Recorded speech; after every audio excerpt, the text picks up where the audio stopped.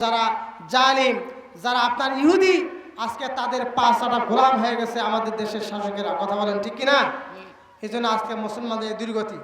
আল্লাহ তাআলা বলেন, ইয়া আইয়ুহাল্লাযীনা আমানু লা তাত্তাখিযুল ইয়াহুদা ওয়ান নাসারা আউলিয়া।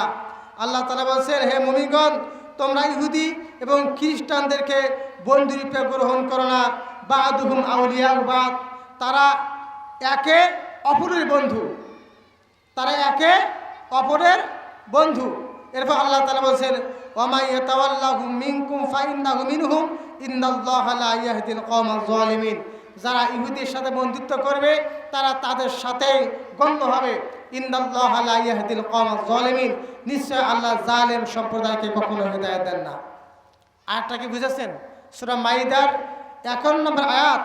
আল্লাহ তাআলা যারা ঈমানদার, যারা নিজেদেরকে মুমিন দাবি করে, ঈমানদার দাবি করে, আল্লাহ তাআলা তাদেরকে সতর্ক করে বলতেছেন, হে ঈমানদাররা, তোমরা কখনো ইহুদিদের সাথে বন্ধুত্ব করো না, তোমরা কখনো খ্রিস্টানদের সাথে বন্ধুত্ব করো না। তোমরা যতই তাদেরকে বন্ধুত্ব মনে করো, কিন্তু তারা তোমাদের বন্ধু মনে করে না। বা'দুহুম আউলিয়া বা'দ, তারা একে অপরের বন্ধু। খ্রিস্টান খ্রিস্টানের বন্ধু, ইহুদি ইহুদির বন্ধু। ইহুদি কখনো মুসলমানদের বন্ধু হতে কথা বলেন পারে? খ্রিস্টান কখনো মুসলমানদের বন্ধু হতে পারে না। কিন্তু দুঃখজনক হলো সত্য, আমাদের দেশের ভাইরা বিভিন্ন ফিলিস্তিন, ইয়েমেন, আফগানিস্তান, বিভিন্ন দেশের মুসলিমরা নির্যাতিত হয়েছেন।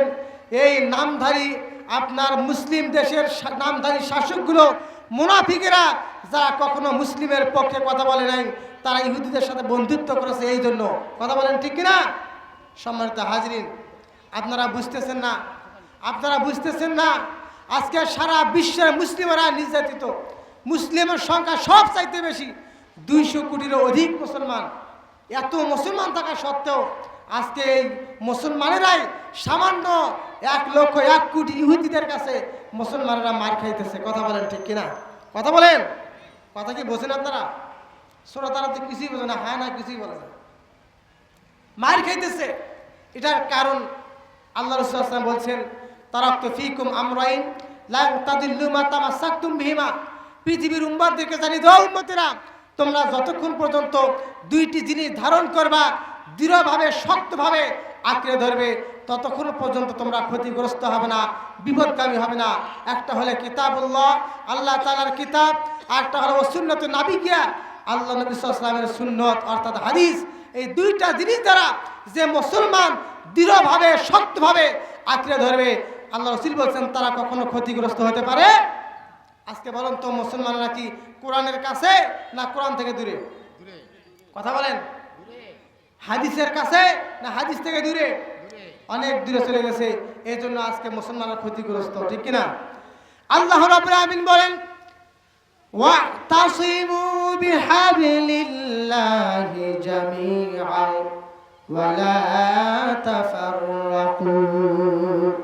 আল্লাহ তাআলা বলেন, ওয়াতাসিমু বিহাবলিল্লাহি জামিআ ওয়া লা তাফাররাকু।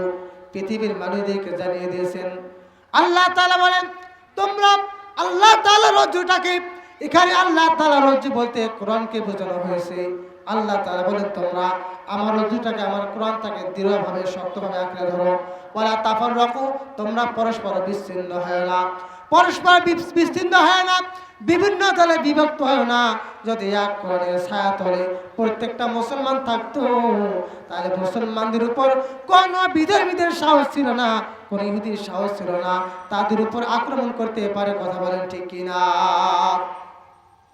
সম্মানিত ভাইরা আমার, আজকে মুসলমান এক কোরআনের ছায়া তলে নাই।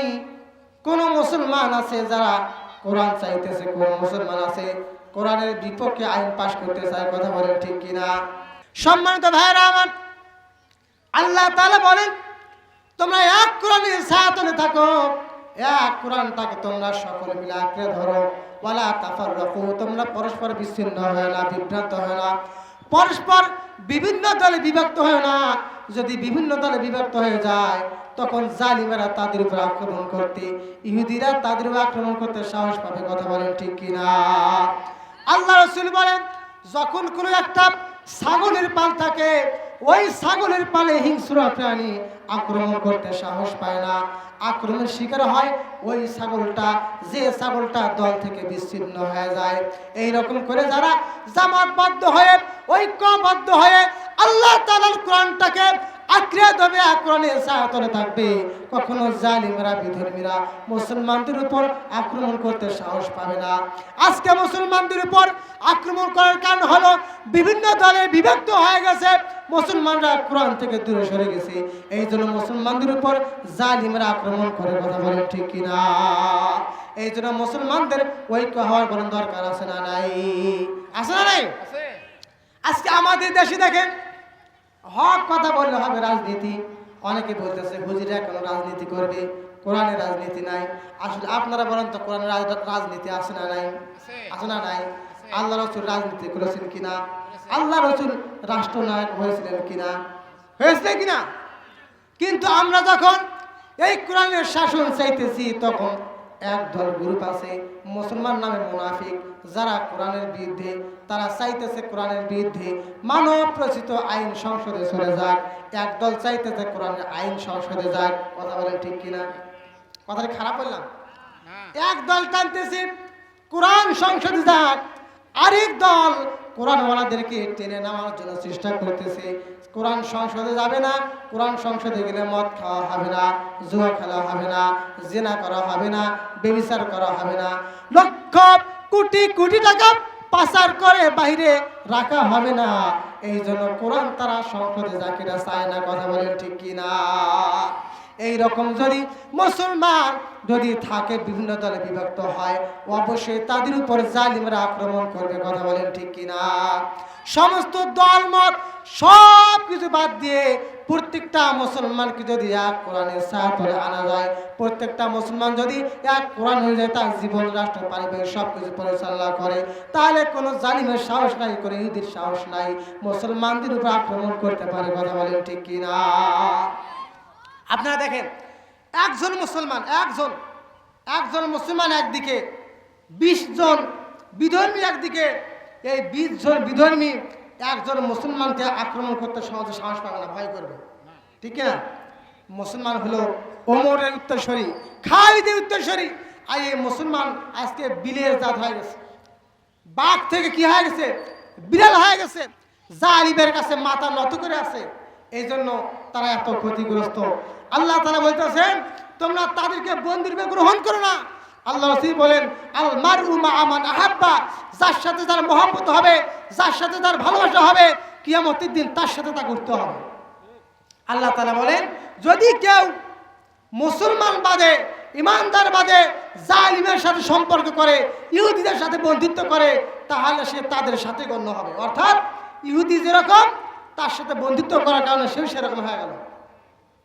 আল্লাহ রাসূল বলেন, যার সাথে যার মহব্বত, তার সাথে তাকে হাসরের ময়দানে উঠতে হবে। আপনার সম্পর্ক যদি আলেমের সাথে হয়, আলেমের সাথে আপনি হাসরের ময়দানে উঠবেন। আপনার সম্পর্ক যদি কোরআনওয়ালাদের সাথে হয়, কোরআনওয়ালার সাথে আপনি হাসরের ময়দানে উঠবেন। আপনার সম্পর্ক যদি জালেমের সাথে হয়, জালেমের সাথে আপনাকে কিয়ামতের দিন হাসরের ময়দানে উঠতে হবে। কথা বলেন ঠিক কিনা? আজকে মুসলমানদের সাপোর্ট করে না, তারা বিধর্মীদের সাপোর্ট করে। আপনারা জানেন, এই যে খেলাধুলাগুলো শুরু হয়, মেসি, নেইমার, কি যেন, আজকে মুসলমান তাদেরকে নিয়ে পাগল করা হয়ে গেছে। জীবন পর্যন্ত দেয়। খেলা দেখা লাগবে, একটা নির্ধারিত সময় আছে, এই সময়ের ভিতরে না গেলে হবে না। বউ এখন খেলা দেখতে গিয়ে সন্তান কোথায় গেল খবর নাই। দেশে এইরকম ইতিহাস আছে, খেলা দেখতে গিয়ে সন্তানকে হারিয়েছে, সন্তান পানিতে পড়ে মারা গেছে। ঠিক না? এরপরে কিরণমালা হলো না, কিরণমালার জন্য অনেকে জীবন পর্যন্ত দিয়েছে। কিরণমালা পাখির জামা বের হয়েছিল, এই পাখি জামা যখন স্বামী কিনে দেয় না, তখন সে গলায় দড়ি দিয়ে আত্মহত্যা পর্যন্ত করেছে। কি রকম ভালোবাসা বিধর্মীদের উপর আপনারা দেখেন। সম্মানিত ভাইরা আমার, বিধর্মীদের সাথে কোন রকম সম্পর্ক করা যাবে না। আল্লাহ রাসূল, আল্লাহ তাআলা বলেন, তারা একে অপরের বন্ধু, তারা কখনো মুসলমানের বন্ধু হতে পারে না। আপনারা জানেন, পাশের দেশ ভারত যারা মুসলমানদেরকে বিভিন্ন রকম নির্যাতন করেছেন, এখন পর্যন্ত তাদেরকে নির্যাতন করতেছে, কথা বলেন ঠিক কিনা? আমাদের দেশে যারা বিধর্মী আছে তারা আমাদের চাইতেও বেশি নিরাপদে আছে, কথা বলেন ঠিক কিনা? সম্মানিত ভাইরা আমার, পাশের দেশ মায়ানমার হাজার হাজার মা বোনদেরকে নির্যাতন করেছে, হত্যা করেছে, সন্তানদেরকে নির্যাতন করেছে, পাখির মতো গুলি করেছে। অনেক মানুষ, অনেক মায়ানমার ভাইরা বোনেরা আমাদের দেশে আশ্রয় নিয়েছে। আপনারা এইরকম করে দেখবেন প্রত্যেকটা দেশে মুসলমানরা নির্যাতিত, এরপরে ফিলিস্তিনের মুসলমানরা নির্যাতিত, এখন পর্যন্ত তারা নির্যাতনের শিকার।